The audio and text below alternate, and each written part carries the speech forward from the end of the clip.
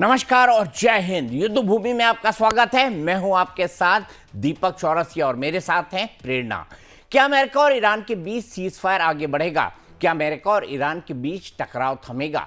क्या बातचीत के टेबल पर दोनों देशों के मतभेद खत्म होंगे? वार्ता के लिए अमेरिकी डेलीगेशन के लीडर जेडी वेंस आखिरकार कहां हैं? ये सवाल इसलिए उठ रहे हैं क्योंकि इस्लामाबाद में होने वाली शांति वार्ता के दूसरे चरण पर सस्पेंस गहराता जा रहा है। अमेरिका इस बातचीत के लिए तो तैयार है, लेकिन ट्रंप धमकी भरे बयानों से ईरान को लगातार चेतावनी दे रहे हैं।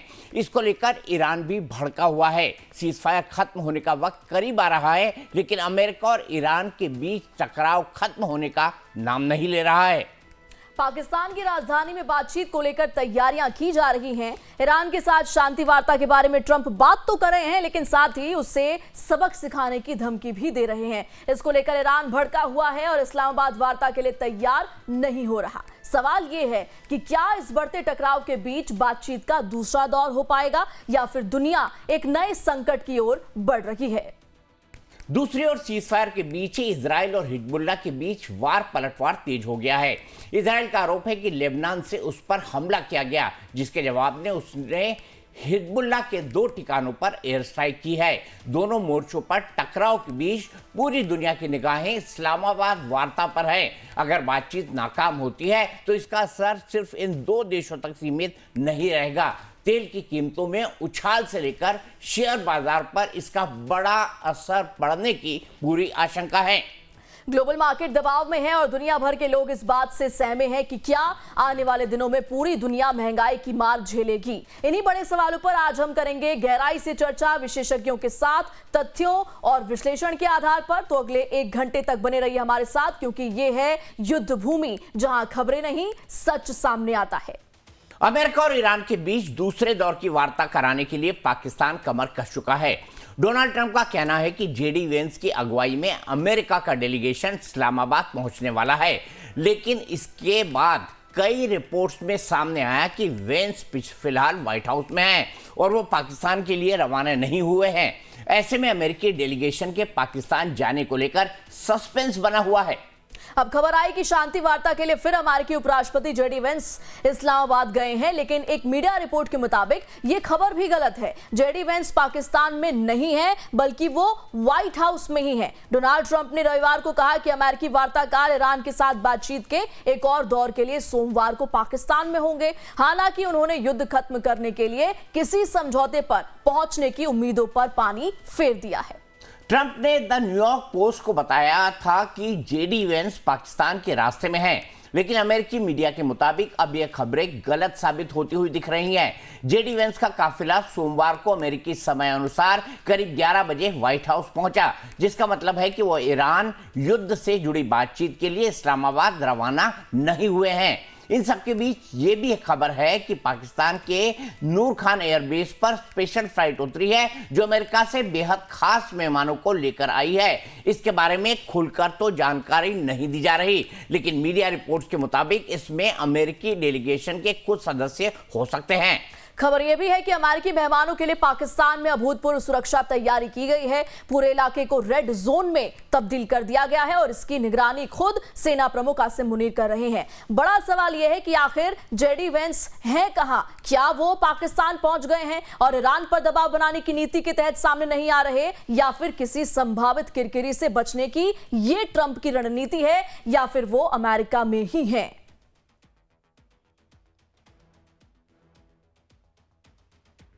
अमेरिका और ईरान के बीच शांति वार्ता का दूसरा दौर शुरू होने से पहले कूटनीतिक और सैन्य तनाव चरम पर पहुंच गया है। हॉर्मुज़ स्ट्रेट में जारी सैन्य झड़पों ने इस बातचीत को और ज्यादा पेचीदा बना दिया है। समझौते की दूसरी कोशिश एक बड़े कूटनीतिक टकराव की तरफ बढ़ रही है। ट्रंप के दबाव की कूटनीति और ईरान की लॉन्ग गेम रणनीति आपस में टकरा रही है। ट्रंप तत्काल समर्पण और बड़े नतीजों की मांग कर रहे हैं, जबकि ईरानी नेतृत्व समय लेने में विश्वास दिखा रहा है। मंगलवार को उपराष्ट्रपति जेडी वेंस के इस्लामाबाद रवाना होने की संभावना के बीच दोनों देशों के बीच अविश्वास की खाई और ज्यादा गहरी हो गई है। ट्रंप ने ईरान से वार्ता को लेकर अलग अलग इंटरव्यू में अपनी बात रखी है, लेकिन इसके साथ ही उन्होंने ईरान को सीधी सीधी धमकी दे डाली है। ट्रंप ने कहा है कि अगर समझौता नहीं हुआ तो लगातार कई बम गिरने शुरू हो जाएंगे। साथ ही उन्होंने यह भी कहा कि उन्हें टकराव खत्म करने की कोई जल्दबाजी नहीं और सीजफायर आगे बढ़ने की उम्मीद कम ही है। इसी के साथ ट्रंप ने ईरान को साफ कह दिया है कि समझौता नहीं होने पर जंग संभव है और समझौता होने पर ही नाकेबंदी हटाएंगे। दूसरी तरफ ईरान अपने रुख पर अड़ा हुआ है और शांति वार्ता के लिए इस्लामाबाद जाने से इनकार कर दिया है। ईरान के राष्ट्रपति पेजेश्कियन से लेकर वहां की संसद के स्पीकर गालिबाफ तक ने ट्रंप की धमकी के जवाब में पलटवार किया है। ईरान का कहना है कि वो किसी ताकत के आगे नहीं झुकेगा। साथ ही अमेरिका पर आरोप लगाया है कि ईरान को लेकर अमेरिका का नेगेटिव रुख बरकरार है। ट्रंप को नसीहत देते हुए ईरान की तरफ से कहा गया है कि वादे निभाना सार्थक संवाद का आधार है और ट्रंप इसमें बार बार फेल हो रहे हैं। अमेरिका को ईरान पर विश्वास ही नहीं है। गालिबाफ ने तो साफ कह दिया कि जंग होने पर अमेरिका के खिलाफ नए दांव आजमाएंगे। साफ है कि दोनों पक्ष सैन्य कार्रवाइयों का उपयोग अपनी सौदेबाजी की शक्ति बढ़ाने के लिए कर रहे हैं। ईरान ये दिखा रहा है कि वो जलमार्गों पर कंट्रोल रख सकता है, जबकि ट्रंप प्रशासन ये मैसेज दे रहा है कि वार्ता फेल होने पर वो जंग शुरू करने से पीछे नहीं हटने वाला है। अब सवाल ये खड़ा होता है कि शांति वार्ता पर कहां पेच फंस रहा है, इसको हम समझाएंगे। दरअसल अमेरिका और ईरान दोनों ने अपना रुख कड़ा कर रखा है। अमेरिका और ईरान के बीच शांति वार्ता का दूसरा दौर इसी के चलते शुरू ही नहीं हो पाया है। सीज फायर की मियाद खत्म होने को है, लेकिन ये टकराव कम नहीं हो पा रहा, जिसकी वजह से जंग फिर शुरू होने की आशंका बढ़ गई है। सूत्रों के मुताबिक मध्यस्थ 3 मुख्य मुद्दों अटके हुए मुद्दों पर समझौता कराने की कोशिश कर रहे हैं, जिनकी वजह से पिछले हफ्ते के अंत में सीधी बातचीत पटरी से उतर गई थी। ये 3 मुद्दे हैं: ईरान का परमाणु कार्यक्रम, होर्मुज स्ट्रेट और युद्ध के दौरान हुए नुकसान का मुआवजा। इसके अलावा होर्मुज में ईरान की टॉस्का शिप पर अमेरिकी नेवी के हमले और कब्जे ने हालात को और पेचीदा बना दिया। इन मुद्दों पर अटकी बात, इसके बारे में आपको बताते हैं कि इससे बड़े गले की फांस बनी हुई है और ईरान इससे खासा नाराज है। कौन से मुद्दे हैं? होर्मुज में नाकेबंदी, ये सबसे टॉप पर है। इसके अलावा टॉस्का शिप पर कब्जा किया गया है, इन मुद्दों पर भी बातचीत अटकी हुई है। ईरान का परमाणु कार्यक्रम जो कि अमेरिका यूएस जो है वो बंद कराना चाहता है और साथ ही साथ जंग से नुकसान का मुआवजा भी मांग रहा है ईरान। तो कुल मिलाकर ये 4 से 5 पॉइंट ऐसे हैं दीपक जी, जो कि मुझे लगता है कि कहने को तो हम इसे 4-5 पॉइंट्स में समराइज कर दे रहे हैं, लेकिन ये बहुत बड़े ऐसे टॉपिक्स हैं जिस पर कि बातचीत आगे बढ़ ही नहीं पाएगी अगर दोनों तरफ से टोन डाउन नहीं होता है। तो प्रेरणा, मुझे लगता नहीं है कि टोन डाउन होगा, क्योंकि आप देखिए ना, बातचीत शुरू होनी थी लेकिन दूसरे दौर की बातचीत शुरू ही नहीं हो पाई। सबसे बड़ा मुद्दा क्या था? सबसे बड़ा मुद्दा यह था कि ईरान ने होर्मुज जल डबरू मध्य को वेपनाइज कर लिया है। वो एक हथियार के तौर पर उसका इस्तेमाल कर रहा है जी।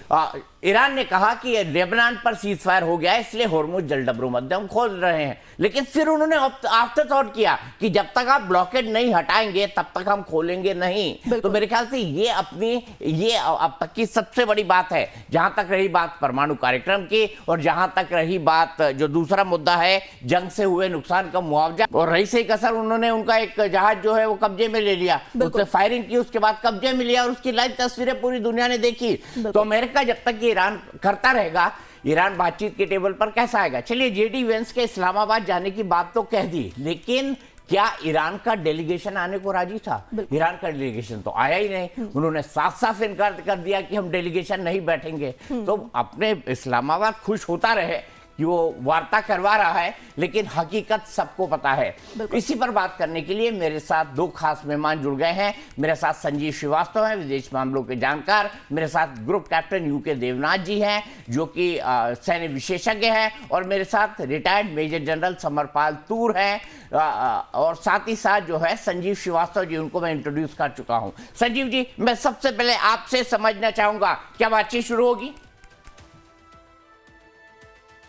देखिए दीपक जी, बातचीत तो करनी ही होगी। आज नहीं तो कल बातचीत को तो करने के अलावा कोई इससे अच्छा विकल्प हो नहीं सकता।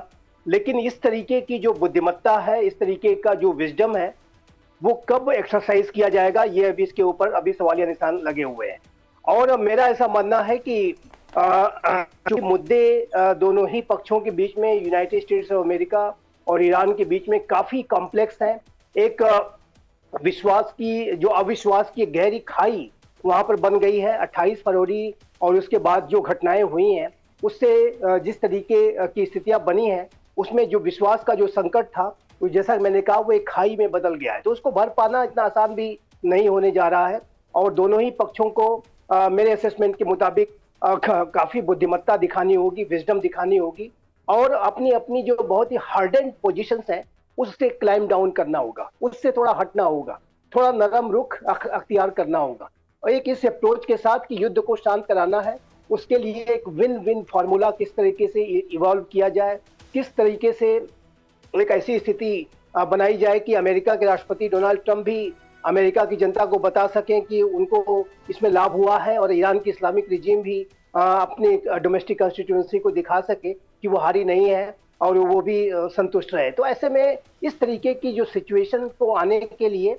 दोनों को बुद्धिमत्ता दिखानी होगी। लेकिन अभी दुर्भाग्य से कहना पड़ता है कि अभी भी जिस तरीके का विजडम और एक गहरी बुद्धिमत्ता दिखाने की आवश्यकता है वैसा अभी दिखाया नहीं जा रहा है और ऐसी स्थितियों में इस बात की संभावना से इनकार नहीं कर सकते कि फिर से एक बार अटैक और काउंटर अटैक शुरू हो सकते हैं, फिर से एक बार लड़ाई शुरू हो सकती है। तो ऐसे में मेरा दीपक ये मानना है कि ये जो प्रक्रिया है नेगोशिएशन और डायलॉग की इसमें हिकअप्स आते रहेंगे, ये जटिल प्रक्रिया है, मुद्दे बहुत जटिल हैं और लेकिन बातचीत का रास्ता अल्टीमेटली दोनों को अख्तियार करना ही होगा। सीज फायर जो किया गया उसमें बुद्धिमत्ता अल्टीमेटली तैयार करना होगा, लेकिन क्या इमीडिएट कोई फायदा होता हुआ दिखाई दे रहा है? क्या आपको लगता है 1-2 दिन में बातचीत शुरू हो सकती है संजीव जी, क्योंकि डेडलाइन जो सीज फायर की है वो खत्म होने जा रही है?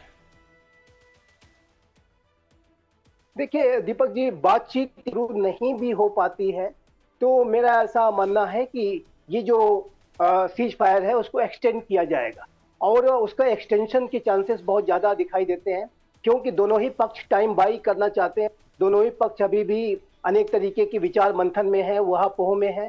तो ऐसे में दोनों ही पक्षों को समय की आवश्यकता है और उसको ध्यान में रखते हुए मेरे असेसमेंट के मुताबिक इस बात की ज्यादा संभावना दिखाई देती है कि इसको एक्सटेंड किया जाएगा। डोनाल्ड ट्रंप हालांकि ये कह रहे हैं और जैसा कि आप जानते हैं कि वो बड़ा ही दबाव बनाने के लिए हर तरीके के बयान दे डालते हैं। पिछली बार सीज फायर जब हुआ था उसके पहले वो कह रहे थे कि आज की रात हम पूरी सिविलाइजेशन ही मिटा देंगे ईरान की, लेकिन उन्होंने सीज फायर कर लिया। लेकिन अभी वो फिर इस बात को कह रहे हैं कि नहीं हम आगे नहीं बढ़ाएंगे, लेकिन मेरे असेसमेंट के मुताबिक उनको आगे बढ़ाना होगा। वो भी बहुत लंबे समय तक का युद्ध एफर्ट कर नहीं सकते, तो ऐसे में वो भी टाइम बाई करना चाहेंगे और इस बात की कोशिश जारी रहेगी कि किस तरीके से दोनों फिर से एक बार नेगोशिएटिंग टेबल पर आए और बातचीत हो। और यदि ऐसा होता है तो यही ईरान के लिए भी, यूनाइटेड स्टेट्स ऑफ अमेरिका के लिए भी, वेस्ट एशिया के लिए भी और पूरे विश्व के लिए मैं कहूंगा ये अच्छा होगा। और अब देखना होगा कि आगे आने वाले समय में क्या ऐसी विजडम, क्या ऐसी बुद्धिमत्ता दिखाई जाती है या अभी भी ये स्टेलमेट ऐसे ही जारी रहता है। संजय जी, हाल ही के दिनों में मैंने पढ़ा, इनफैक्ट कल ही मैंने देखा कहीं पे कि IRGC के जो हार्डलाइनर्स हैं उन्होंने कंप्लीटली डोमिनेट कर दिया है, गालिबाफ को भी डोमिनेट कर दिया है, मसूद पेजिशकियान को भी कर दिया है, अब्बास अराक्ची को भी कर दिया है और वो नहीं चाहते कि किसी भी तरह का ब्रेक थ्रू इस बातचीत के जरिए निकले। क्या आपको पता है ईरान इस वक्त बिल्कुल क्लोज है, इंटरनेट बंद है, वहां से ज्यादा जानकारी निकलती नहीं है। क्या आपको इस बात की कोई संभावना लगती है, क्योंकि ईरान ने अपने डेलीगेशन को इस्लामाबाद भेजने के बारे में एक शब्द भी नहीं बोला? देखिए IRGC के हाथ में इस पूरी इस्लामिक रिजीम का जाना ये कहीं से भी अच्छे संकेत नहीं है कि आने वाले समय में कोई शांति के जो बड़े प्रयास हैं, जो स्थायी शांति के जो प्रयास हैं उसमें सफलता मिले। उसमें बहुत ज़्यादा चुनौतियां अब ज़्यादा बढ़ गई हैं। पहले की जो इस्लामिक जो रिजीम थी आयतुल्लाह खामनाई के समय की, जाहिर है कि उसमें IRGC उसकी एक मिलिट्री विंग की तरीके से कार्य करता था। बासिज फोर्सेस भी सुप्रीम लीडर के कमांड में कार्य करती थी। लेकिन ये जो 28 फरवरी के बाद जो घटनाक्रम आए हैं उसमें IRGC ने एक तरीके का टेक ओवर कर लिया है और IRGC वहाँ की सिविलियन गवर्नमेंट को अब डिक्टेट करने लगी है।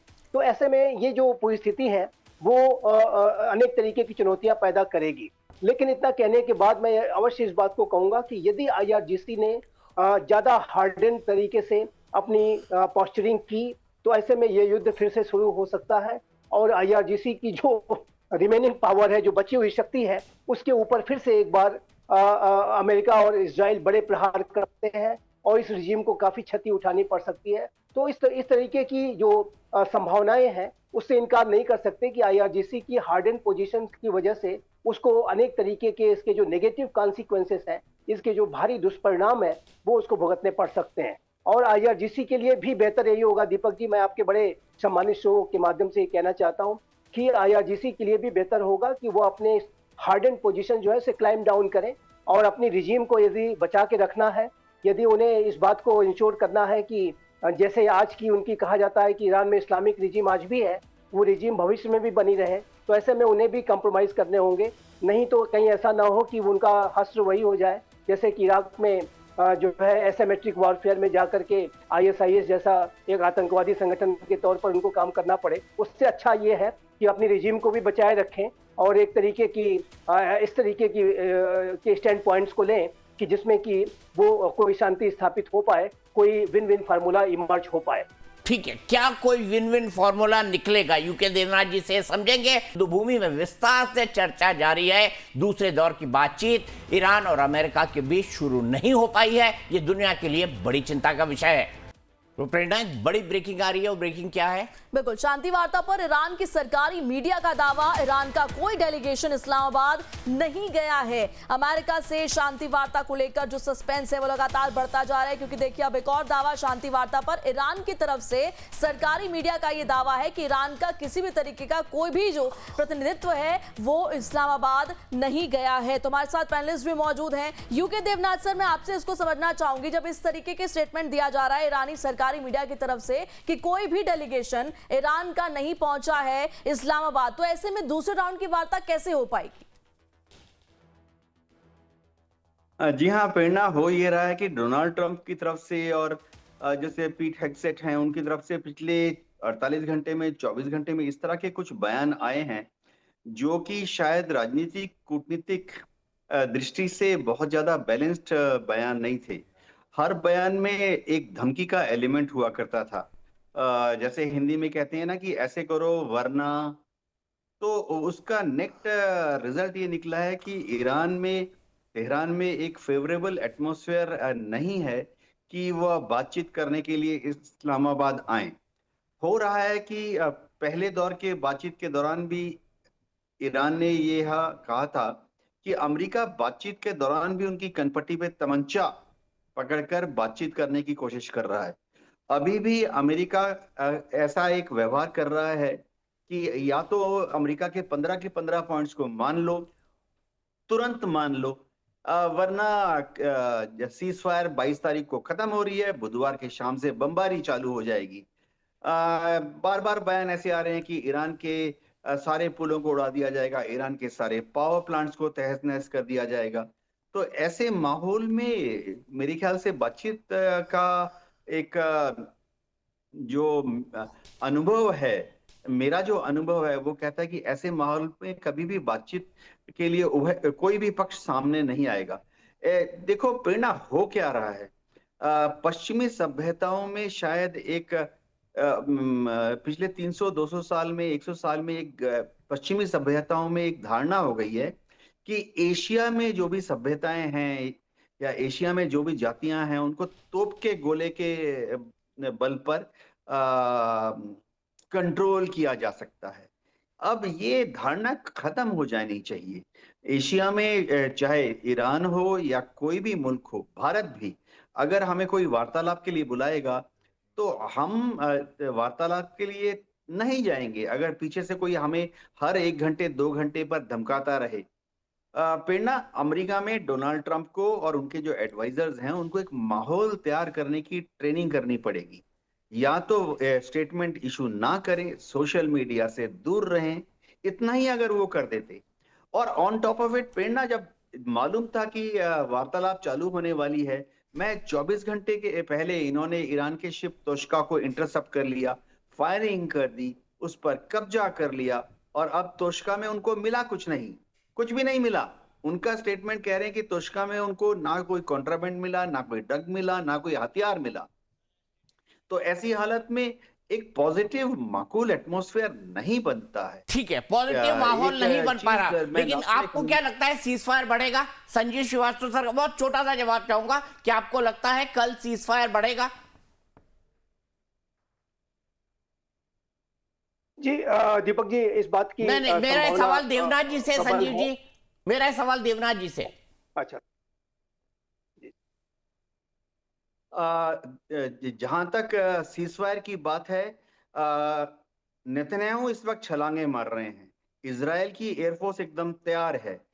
इजराइल की एयरफोर्स में जहाज लोडेड हैं, बॉम्ब लोडेड हैं, मिसाइल लोडेड हैं। वो बस अपने नेतन्याहू के यहाँ से एक इशारे का इंतजार कर रहे हैं। लेकिन अमेरिका को तुरंत नेतन्याहू को काबू में लाना पड़ेगा कि रुको रुको, अभी बातचीत शुरू होने वाली है। अगर डोनाल्ड ट्रंप ऐसा नहीं करते हैं तो उसके बाद आप देखेंगे कि इजराइल की एयरफोर्स टेक ऑफ कर जाएगी, जैसे कि पहले भी हम कई बार देख चुके हैं।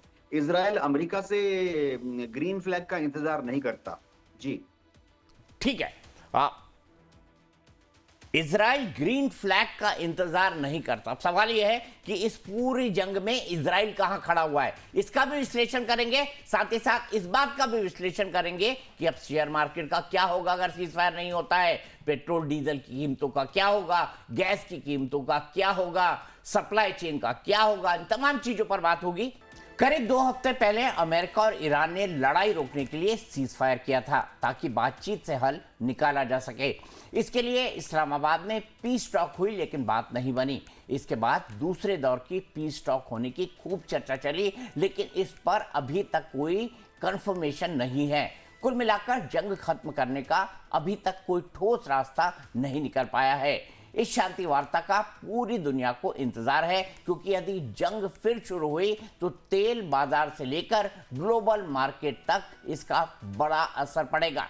वैश्विक स्तर पर कच्चे तेल की कीमतों में मंगलवार को गिरावट दर्ज की गई, जिससे पिछले कारोबारी सत्र की तेजी पलट गई। यह गिरावट मुख्य रूप से अमेरिका और ईरान के बीच होने वाली संभावित वार्ता को लेकर बढ़ती उम्मीदों के कारण आई है, जिससे क्षेत्रीय तनाव कम होने की संभावना जताई जा रही है। अंतर्राष्ट्रीय मानक ब्रेंट कच्चा तेल वायदा की कीमतों में करीब 1.31% की गिरावट देखी गई और यह $94.22 प्रति बैरल तक पहुंच गया। वहीं अमेरिकी वेस्ट टेक्सास इंटरमीडिएट यानी यूटीआई कच्चा तेल 2.19% गिरकर $85.5 प्रति बैरल पर कारोबार करता दिखा। हालांकि इससे पहले सोमवार को दोनों प्रमुख कच्चे तेल मानकों में जोरदार तेजी देखी गई थी। जानकारों का कहना है कि ग्लोबल मार्केट में अस्थिरता के कारण घरेलू बाजार में शुरुआती बढ़त के बाद कुछ उतार चढ़ाव देखी जा सकती है। वहीं ग्लोबल शेयर मार्केट भी शांति वार्ता शुरू होने का इंतजार करता दिख रहा है। वैश्विक स्तर पर कई देशों में शेयर बाजार में हल्की तेजी देखने को मिली है। तो अब देखिए प्रेरणा, यहां पर जो सबसे बड़ी बात है, अभी तो ये कम हुआ है क्योंकि शेयर मार्केट को उम्मीद है कि शांति वार्ता हो जाएगी या शांति वार्ता से कोई रास्ता निकल सकता है या सीज फायर और आगे बढ़ सकता है। लेकिन जब मार्केट को यह पता लगेगा कि ये शांति वार्ता तो हुई नहीं, ना ईरान ने अपना डेलीगेशन भेजा, ना अमेरिका से जेडी वेंस आए, उसके बाद शेयर मार्केट का क्या हाल होगा ये हमको सोचना पड़ेगा। बिल्कुल, और देखिए उम्मीद के ऊपर जो है सब कुछ कायम है, लेकिन वो उम्मीद ही अब मुझे लगता है कि धूमिल होती हुई दिख रही है। कहीं से कोई चांस तो है नहीं, इधर से दोनों तरफ से रास्ते बंद होते हुए दिख रहे हैं। तो जब दोनों तरफ से रास्ते बंद होंगे तो यूके देवनाथ साहब, मैं आपसे समझना चाहूंगा, होर्मुज स्ट्रेट क्या आपको लगता है हमेशा के लिए ये विवाद में फंस गया है? हमेशा ईरान इसको इसी तरह से वेपनाइज करता रहेगा? क्योंकि इस 28 तारीख से पहले तो Hormuz strait free for all था। डेफिनेटली दीपक जी, इसमें कोई शक नहीं है। एक कहावत भी है, शेर के मुंह में खुद लग जाना। देखिए होता क्या है मैं बताता हूँ। ईरान हमेशा से ही कहता रहा है कि उसका युद्ध में उलझने की कोई इच्छा नहीं है। अगर आप देखें 1979 से लेके अभी तक कभी भी ईरान ने कोई डायरेक्ट हमला नहीं किया। प्रॉक्सी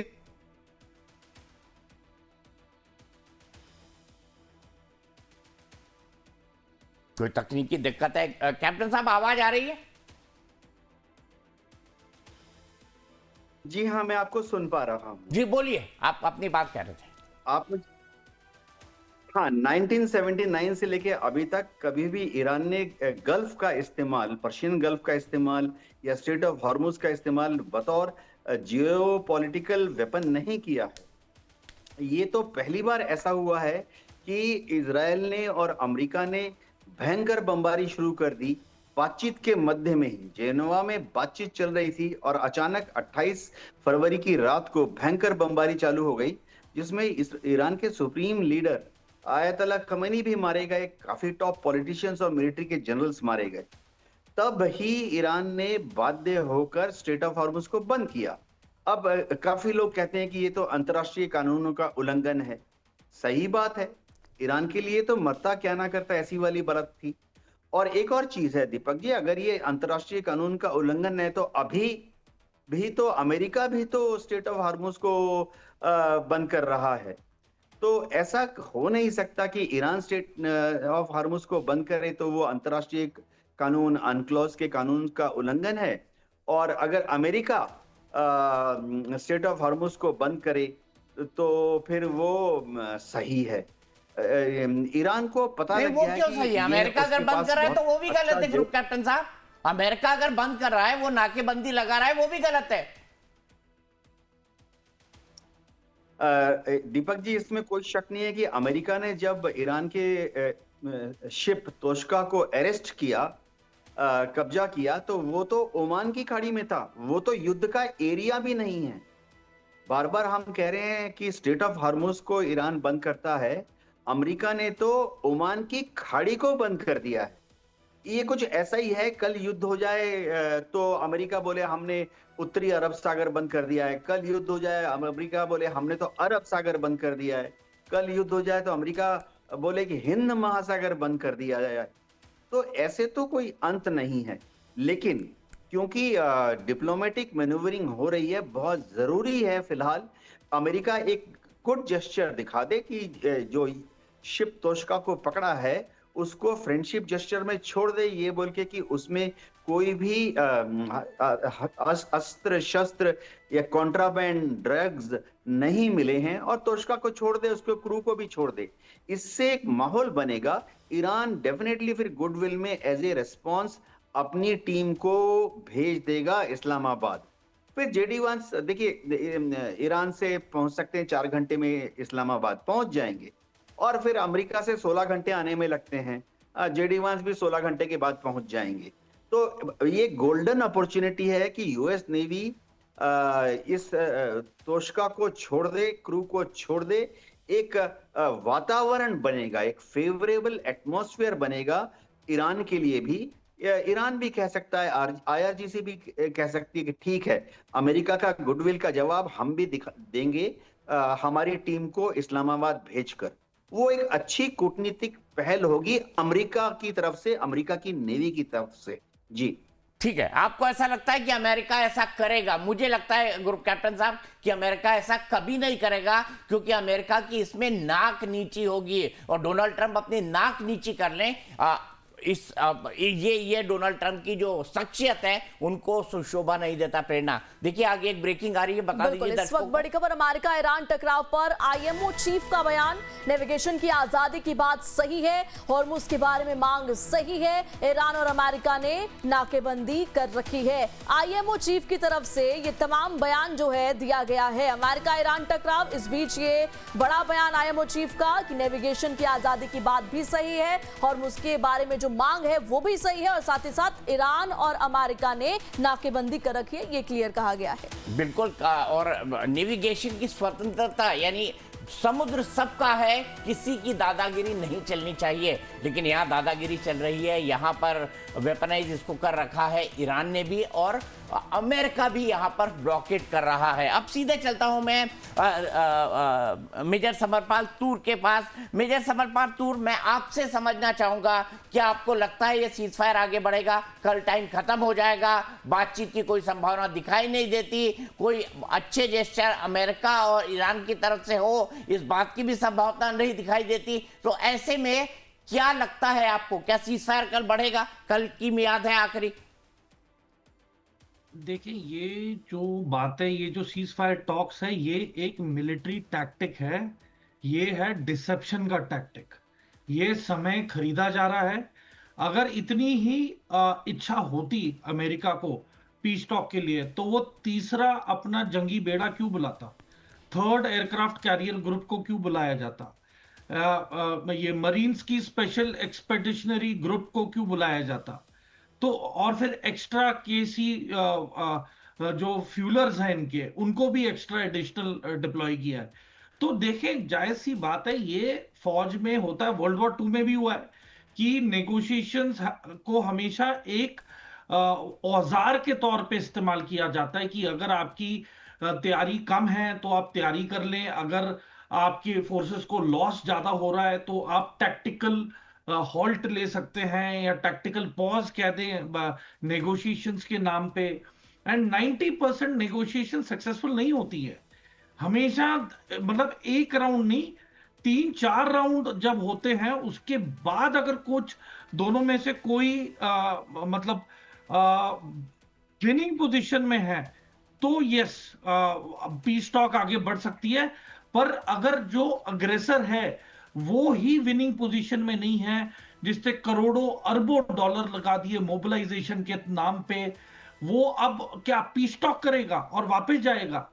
तो फिर लड़ाई और मोबिलाइजेशन का मतलब क्या?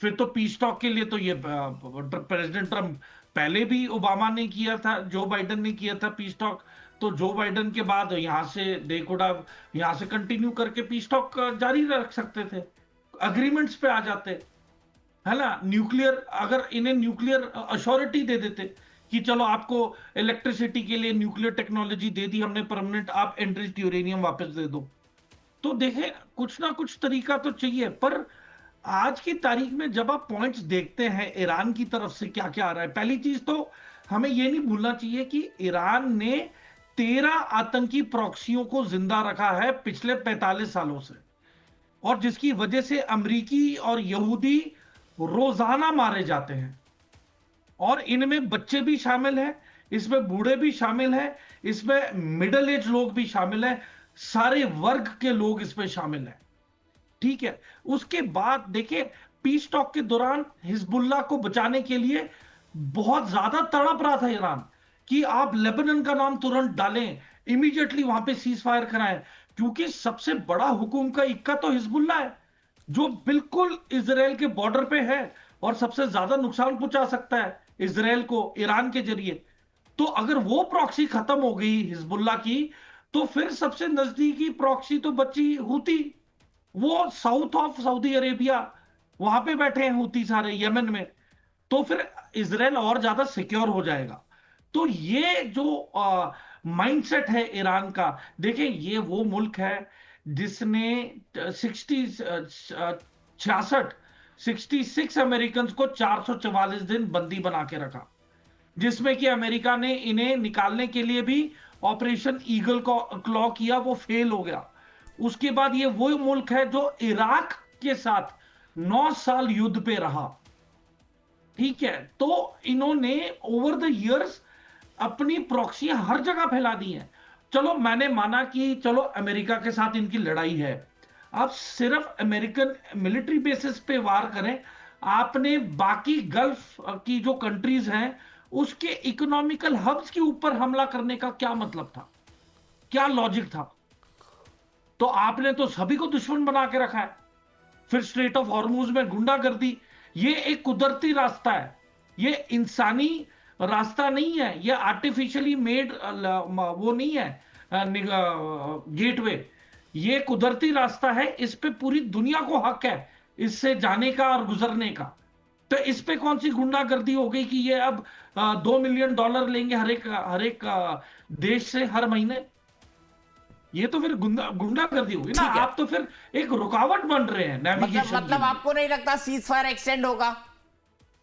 बिल्कुल नहीं जी, ये जो हजारों में जो ट्रूप्स मोबिलाइज हुए हैं, ये एक मतलब के लिए हुए हैं, वो है ईरान को एनरिच्ड यूरेनियम डिनाई करने के लिए, और ये मिशन, एम और ऑब्जेक्टिव अमेरिका अचीव करेगा, इनकी आतंकी प्रॉक्सियों को खत्म करेगा। और हमें भूलना नहीं चाहिए दीपक जी कि डेजर्ट स्टॉर्म 1 और डेजर्ट स्टॉर्म 2 के बीच 12 साल और 20 दिन का अंतर था। उसके बाद, ये तो 1991 की बात बता रहा हूं, 2003 में जब दोबारा लड़ाई हुई 9/11 के बाद ये सद्दाम हुसैन को हटाने के लिए, तो 2003 से लेके 2013 तक तो ये इराक में ही थे। और अफगानिस्तान में तो अभी 2022 अगस्त में निकले ये लोग। तो देखें, ये रातों रात खत्म नहीं होने वाली है लड़ाई। ठीक है, रातों रात हमें खत्म आदत नहीं डाल होगी, लेनी लेकिन चाहिए। क्या अभी भी कुछ देश उम्मीद जगा रहे हैं? इसके बारे में बात करेंगे। खबरें हैं कि अमेरिका और ईरान के बीच फिर से बातचीत हो सकती है। कुछ देश बीच बचाव की कोशिश कर रहे हैं। इसमें पाकिस्तान सबसे आगे है और एक बार फिर उसने अमेरिका और ईरान से संपर्क साधा है। दूसरे दौर की बातचीत के लिए अमेरिका पूरी तरह तैयार है। ट्रंप ये कह चुके हैं कि उपराष्ट्रपति जेडी वेंस दोबारा ईरान से बातचीत के लिए इस्लामाबाद जा सकते हैं। हालांकि ईरान इस तरह की किसी भी बातचीत में शामिल होने से सीधे इनकार कर रहा है। ईरान का कहना है कि अमेरिका ने बार बार भरोसा तोड़ा है, इसलिए बातचीत का कोई मतलब नहीं है। हालांकि ईरान की ओर से कुछ बयान ऐसे भी आए जिससे लग रहा है कि आखिरी समय में वो बातचीत के लिए राजी हो सकता है। ईरान ने कहा है कि वो डर या दबाव में आकर बातचीत नहीं करेगा। इस बीच पाकिस्तान की राजधानी इस्लामाबाद में भी संभावित बातचीत के लिए तैयारियां पूरी हैं। सीज़फायर की मियाद पूरी होने वाली है और उससे पहले के हालात पर नजर डालें तो 5 बातें साफ है। सीज़फायर की मियाद में कुछ ही घंटे बचे हैं। जमीन और समुद्र दोनों जगह तनाव बढ़ा है। दोनों तरफ से सख्त बयान आ रहे हैं। पीस टॉक हो भी सकती है और नहीं भी। शांति वार्ता यदि होती है तो जंग खत्म होने की गारंटी कम ही है। यानी 5 बातें मिडिल ईस्ट में फिर से बमबारी होने की तरफ इशारा कर रही हैं। हालांकि यह भी संभव है कि ऐन वक्त पर सीजफायर आगे बढ़ जाए और दोनों देशों को नेगोशिएशन के लिए कुछ और वक्त भी मिल जाए। ट्रंप ने दावा किया कि ईरान को उनकी प्रस्तावित नई न्यूक्लियर डील पहले की JCPOA से कहीं बेहतर होगी। उन्होंने दावा किया कि इस डील के बाद मिडिल ईस्ट में स्थायी शांति आएगी। सोशल मीडिया पर एक पोस्ट में ट्रंप ने पुरानी डील को अमेरिका की सुरक्षा के लिए खतरनाक बताते हुए उस पर तीखा हमला भी किया और ट्रंप ने कहा कि ईरान के साथ हम जो डील करने जा रहे हैं वो JCPOA से कहीं ज्यादा बेहतर होगी। JCPOA को आमतौर पर ईरान न्यूक्लियर डील कहा जाता है। इसे बराक हुसैन ओबामा और स्लीपी जो बाइडेन ने तैयार किया था। यह हमारे देश की सुरक्षा से बड़ी अब तक की सबसे खराब डील्स में से एक थी, ये डोनाल्ड ट्रंप कहते हैं। यह न्यूक्लियर हथियार हासिल करने का एक पक्का रास्ता था, लेकिन जिस डील पर हम काम कर रहे हैं उसके तहत ऐसा न तो होगा और न ही हो सकता है। तो एक बात और कह दी है प्रेसिडेंट ट्रंप ने इस बातचीत से पहले, और प्रेरणा वो ये कह रहे हैं कि न्यूक्लियर पर तो हम कोई समझौता नहीं करेंगे और बराक हुसैन ओबामा के वक्त जो डील थी उस डील से भी बेहतर डील हम करेंगे। और मुझे लगता है कि परमाणु कार्यक्रम को रोकने पर तो ईरान राजी होना चाहता ही नहीं है और इनरिच्ड यूरेनियम वो दे दे, 450 किलो से ज़्यादा है, वो अमेरिका को दे दे, इसकी संभावना बेहद कम है। इसी बीच एक और बड़ी खबर आ रही है, वो ब्रेकिंग न्यूज़ हम आपको थोड़ी देर में बताएंगे, लेकिन सीधे अपने मेहमानों के पास चलते हैं। संजीव श्रीवास्तव जी हमारे साथ हैं, रिटायर्ड मेजर समरपाल तूर हमारे साथ हैं और साथ ही साथ ग्रुप कैप्टन UK देवनाथ साहब भी हमारे साथ हैं। सबसे पहले मैं आपसे जानना चाहूंगा संजीव श्रीवास्तव जी, ट्रंप का ये बयान, ट्रंप का ये पोस्ट क्या दिखाता है? ट्रंप बातचीत से ठीक पहले वो उनसे कह रहे हैं कि भाई कैसी न्यूक्लियर डील होगी जो पहले से बहुत बेहतर होगी, और वो साफ साफ कह रहे हैं कि इनरिच्ड यूरेनियम तो अमेरिका को सौंपना ही पड़ेगा वरना अमेरिका उठा के उसको ले जाएगा। ऐसे में बातचीत की गाड़ी कैसे आगे बढ़ेगी? देखिए दीपक जी, जैसा कि मेजर साहब ने बताया और मैं बिल्कुल सहमत हूं कि यदि यूनाइटेड स्टेट्स ऑफ अमेरिका को ऐसी ही कोई अगर डील करनी होती जैसा ओबामा के समय की हुई थी, तो फिर ये 28 फरवरी को कुछ करने की जरूरत ही नहीं थी। जाहिर है कि जब यदि डोनाल्ड ट्रंप ने एक बड़ा एक कदम उठाया है कि जिसमें कि ईरान की इस्लामिक रिजीम को उन्होंने भारी क्षति पहुंचाई है, तो उसका जो आउटकम है वो तो अमेरिका डिटरमिन करेगा। और ट्रंप प्रशासन जाहिर है कि इस्लामिक रिजीम का जो पूरा बिहेवियर है, जो स्टेट ऑफ इजराइल के प्रति इस्लामिक रिजीम की जो नफरत वाली सोच रहती है, आतंकवाद को अपने इंस्ट्रूमेंट ऑफ स्टेट पॉलिसी और आतंकियों को स्ट्रेटेजिक असेट के रूप में इस्तेमाल करने की जो ईरानियन इस्लामिक रिजीम का विश्व का सबसे बड़ा तंत्र है, पाकिस्तान भी उसके सामने बौना नजर आता है। इतने बड़े आतंकी नेटवर्क को ये इस्लामिक रिजीम कंडक्ट करती है, कोऑर्डिनेट करती है। IRGC की कुछ फोर्सेस इसी काम में ही लगी रहती हैं। तो जाहिर है कि जब तक इस तरीके की इस्लामिक रिजीम है तब तक इजराइल के लिए अस्तित्व का संकट बना रहेगा, और उसका जो न्यूक्लियर वेपन्स तो किसी कीमत पे यूनाइटेड स्टेट्स ऑफ अमेरिका और इजराइल ईरान की इस्लामिक रिजीम को बनाने नहीं देंगे, ये बात बिल्कुल स्पष्ट है। और क्योंकि इस्लामिक रिजीम का ये अप्रोच रहता है कि हमारे पास जिस दिन न्यूक्लियर वेपन आ गया उस दिन अपना वो जो मंसूबा है इजराइल को वर्ल्ड मैप से मिटाने का, उसको हम पूरा करेंगे। तो ऐसे में किसी कीमत पे अमेरिका और इजराइल उसको इजाजत नहीं देंगे कि आप यूरेनियम मैनेजमेंट को इतना करें कि इसमें कि वेपन बना सकें। और यहाँ तक कि अभी तो जो बराक ओबामा के समय में जो एक 3.67% की इजाजत दी भी गई थी, वो मेरे असेसमेंट के मुताबिक ट्रंप प्रशासन उसके लिए भी तैयार नहीं है। तो ये जो पूरी सिचुएशन है उसमें मैं भी ये मानता हूँ कि ये जो एक प्रोलॉन्ग सिचुएशन दिखाई देती है, इसमें अभी युद्ध फिर से छिड़ सकता है। और इस युद्ध में और चूंकि जैसे कि मैंने पहले कहा था कि जो कॉम्प्लेक्सिटीज है ज्यादा है, विश्वास का संकट ही नहीं, गहरी खाई है विश्वास की, अविश्वास की, जो कि भर पाना बहुत ही एक दुरूह कार्य है। तो ऐसे में ये जो हिकअप्स हैं, ये जो अटैक्स और काउंटर अटैक्स हैं, सीज फायर का ब्रेक होना, फिर से एक बार सीज फायर की तरफ आना, ये सब चलता रहेगा। और ये जो पूरी सिचुएशन है वो एक लंबी दौर की चलने वाली सिचुएशन है। और यूनाइटेड स्टेट्स ऑफ अमेरिका के बारे में जैसा कि मेजर साहब ने बताया कि रिजीम चेंज सद्दाम हुसैन को उनको कराने में 2 बार ऑपरेशंस करने पड़े थे, और उसमें भी एक लंबा अंतराल था, दशक का अंतराल था। तो ऐसे में ये जो पूरी सिचुएशन उसी तरीके की मैं देखता हूँ कि यदि इस्लामिक रिजीम ने अपने व्यवहार में परिवर्तन नहीं लाए और यदि वो स्टेट ऑफ इजराइल के प्रति, आतंकवाद के प्रति उसी तरीके के रुख पर एडामेंट रहे, तो ये पूरी लड़ाई लंबी चलेगी। हालांकि उसमें एक कुछ रिस्पाइट हासिल करने के लिए कुछ सीज फायर वगैरह होता रहेगा, लेकिन बीच बीच में इसका ब्रेकडाउन भी होगा और ये युद्ध चलता रहेगा। और अल्टीमेटली मैं ये स्पष्ट रूप से देखता हूँ कि ईरान की इस्लामिक रिजीम को इसके जो कॉन्सिक्वेंसेस हैं वो अपने आप के जो रिजीम के पतन के तौर पे ही चुकाने पड़ेंगे, क्योंकि उसने अभी तक कोई ऐसे संकेत नहीं दिए हैं कि वो जो इजराइल के प्रति नफरत है, आतंकवाद का जो सपोर्ट है, उसके संदर्भ में वो उन्होंने कोई परिवर्तन ला करके अभी तक नहीं दिखाया है। तो यदि परिवर्तन नहीं लाएंगे तो युद्ध होगा, और इसमें कोई दो राय नहीं है कि ये लंबा चलेगा। ठीक है, तो प्रेरणा, साफ साफ लग रहा है हमारे तीनों एक्सपर्ट बोल रहे हैं कि शांति की, सीज फायर की फिलहाल संभावना उनको नहीं लगती। दिखाने के लिए हो जाए, लेकिन बातचीत की टेबल पर क्या आज या कल में ये लोग बैठने वाले हैं?